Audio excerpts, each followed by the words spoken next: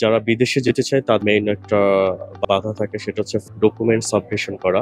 But এখানে এসে দেখলাম টিসিএল গ্লোবাল তাদের হচ্ছে iOS এবং অ্যান্ড্রয়েডের যে মোবাইল অ্যাপস আছে সেখানে ডিজিটালি তারা হচ্ছে নিজেরাই ডকুমেন্টস আপলোড করে, নিজেরাই ফাইল ওপেন করতে পারে, জাস্ট তারা অ্যাক্সেস দিলে হয়। এই জিনিসটা আমার খুবই ভালো লেগেছে। আপনি কি জানতেন এখানে আসার আগে যে আমাদের টিসিএল গ্লোবাল মোবাইল অ্যাপ আছে?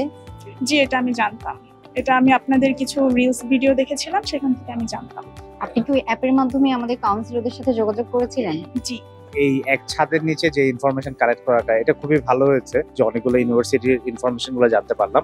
এট দ্য সেম টাইম কেউ যদি শুধুমাত্র ইউকে না করে বিভিন্ন কান্ট্রির জন্য চায়, এটাও ভালো অ্যারেঞ্জমেন্ট ছিল যে সব ইউনিভার্সিটিকে পাওয়া গেছে এক জায়গায়।